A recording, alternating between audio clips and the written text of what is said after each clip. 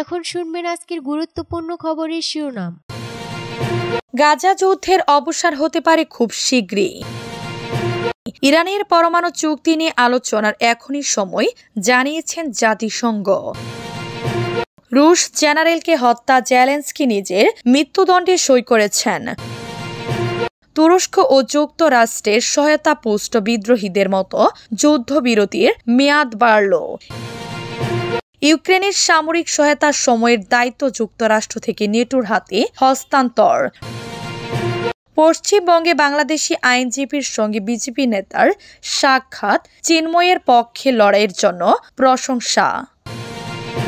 গাজা যুদ্ধের অবসান হতে পারে খুব শীঘ্রই। গাজায় 14 মাস ধরে চলা রক্তক্ষয়ী সংঘাতের অবসান হতে পারে খুব শীঘ্রই।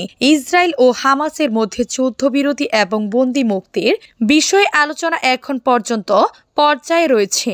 কায়রোতে চলমান আলোচনা ইতিবাচক অগ্রগতি হয়েছে বলে জানিয়েছে বিভিন্ন সংবাদ মাধ্যম। মাসের পর মাস ধরে কাতার ও মিশরের পাশাপাশি ইসরায়েল হামাসের মধ্যে একটি চুক্তি করানোর চেষ্টা চালিয়ে আসছে যুক্তরাষ্ট্র। বিশেষ করে মার্কিন প্রেসিডেন্ট জো বাইডেন আগামী মাসে ক্ষমতা ছাড়ার আগে তার প্রশাসন এই উদ্যোগে নতুন মাত্রা যোগ করেছে। হোয়াইট হাউসের মুখপাত্র জন কিভরি ফক্স নিউজকে দেয়া এক সাক্ষাৎকারে বলেন, আমরা বিশ্বাস করি এবং ইসরায়েলও বলেছে আমরা চুক্তির কাছাকাছি, তবে আমাদের আশাবাদে এখনও কিছুটা সতর্ক থাকা উচিত। তিনি আরও বলেন, আমরা এর আগে এমন অবস্থানে পৌঁছেছি কিন্তু চূড়ান্ত রূপ নিতে পারিনি। চুক্তি চূড়ান্ত করতে সিআইএ পরিচালক উইলিয়াম বার্নস, কাতারের প্রধানমন্ত্রী শেখ মুহাম্মদ বিন আব্দুল রহমান আল থানির সঙ্গে বুধবার দোহায় বৈঠক করার কথা রয়েছে। সূত্র জানিয়েছে এই বৈঠকে লক্ষ্য হচ্ছে ইসরায়েল ও হামাসের মধ্যে থাকা বাকি অমিলগুলো দূর করা। খবরে বলা হচ্ছে কয়েকদিনের মধ্যে চুক্তি সই হতে পারে। এর মাধ্যমে গাজায় যুদ্ধ বন্ধ হবে এবং হামাসের হাতে থাকা বন্দী ও ইসরায়েলের কারাগারে আটক ফিলিস্তিনি বন্দীদের বিনিময় সম্পূর্ণ হবে। ইরানের পরমাণু চুক্তি নিয়ে আলোচনায় এখনই সময়, জানিয়েছেন জাতিসংঘ। ইরানের পরমাণু চুক্তিকে বাঁচাতে এই চুক্তির সঙ্গে জড়িত বিশ্বশক্তি এবং তেহরানকে এখনই কাজ শুরু করতে বলেছেন জাতিসংঘের একজন জ্যেষ্ঠ কর্মকর্তা। সতর্ক করে তিনি বলেছেন, এই চুক্তির সফলতা বা ব্যর্থতা আমাদের সবার জন্যই গুরুত্বপূর্ণ। ইরানের পরমাণু কর্মসূচি নিয়ে 2015 সালে তেহরানের সঙ্গে যুক্তরাজ্য, জার্মানি, ফ্রান্স, যুক্তরাষ্ট্র, রাশিয়া ও চীনের একটি চুক্তি হয়। এই চুক্তি joint কমপ্লেন্টিং plan of action JCPOA এ নামে পরিচিত। 2018 সালে প্রেসিডেন্ট হিসেবে নিজের প্রথম মেয়াদে ডোনাল্ড ট্রাম্প যুক্তরাষ্ট্রকে ওই চুক্তি থেকে সরিয়ে নেন। এরপর ইরানও ওই চুক্তির পরমাণু সংশ্লিষ্ট বিভিন্ন প্রতিশ্রুতি থেকে সরে আসতে থাকে। মধ্যপ্রাচ্যে আঞ্চলিক উত্তেজনা হ্রাসে কিভাবে কাজ করা যায় তা নিয়ে আলোচনার জন্য গত মাসের শেষ দিকে ইউরোপ ও ইরানের কূটনৈতিকরা বৈঠক করেছেন। সেখানে তেহরানের পরমাণু প্রকল্প নিয়েও আলোচনা হয়। রুশ জেনারেলকে হত্যা, জেলেনস্কি নিজের মৃত্যুদণ্ডে সই করেছেন। রাশিয়ার সামরিক বাহিনীর শীর্ষস্থানীয় কর্মকর্তা লেফটেন্যান্ট জেনারেল ইগোর কিরিলভ হত্যার ঘটনায় দেশটির রাষ্ট্রীয় টেলিভিশনে তীব্র প্রতিক্রিয়া দেখা গেছে। রাশিয়ার রাষ্ট্রীয় টেলিভিশনে অনুষ্ঠিত একটি রাজনৈতিক টক শোর উপস্থাপন ও হত্যার জন্য ইউক্রেনকে দায়ী করেছেন।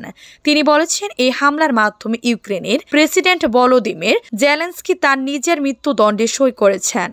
গতকাল মঙ্গলবার সকালে রাশিয়ার রাজধানী মস্কোয় এক বিস্ফোরণে ইগোর কিরিলভ নিহত হন।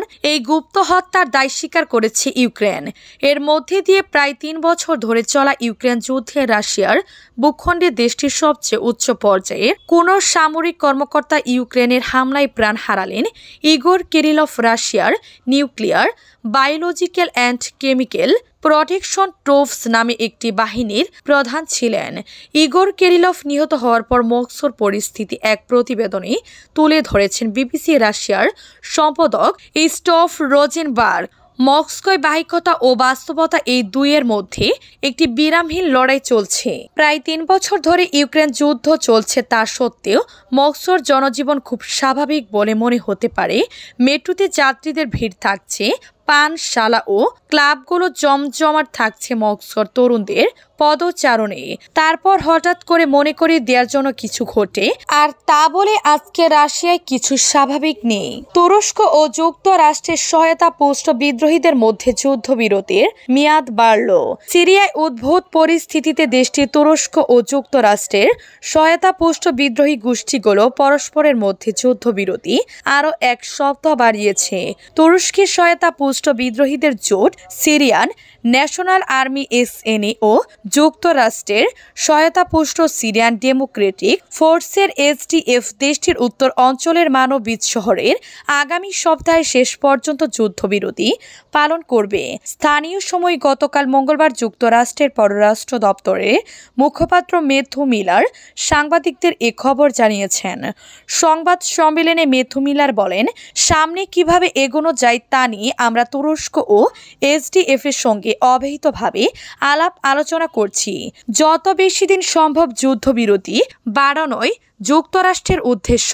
সিরিয়ার অস্থিতিশীল পরিস্থিতিকে কাজে লাগিয়ে কোনো পক্ষ দেশটির বৃহত্তর স্বার্থকে জলাঞ্জলি দিয়ে ক্ষুদ্র স্বার্থ নিয়ে অগ্রসর হোক তা আমরা চাই না, তিনি যুক্ত করেন। বিদ্রোহীদের জটিকা অভিযানের মুখে গত ৮ ডিসেম্বর ১২ দিনের মাথায় সিরিয়ার প্রেসিডেন্ট বাশার আল আসাদের পতন হয়। তিনি পদত্যাগ করে দেশ ছেড়ে রাশিয়ায় আশ্রয় নেন। বাশারের পতনের পর পরিস্থিতি মোকাবেলায় গত সপ্তাহে প্রথমবারের মতো এসএনএ ও এসডিএফ এর মধ্যে যুদ্ধবিরতিতে মধ্যস্থতা করে যুক্তরাষ্ট্র।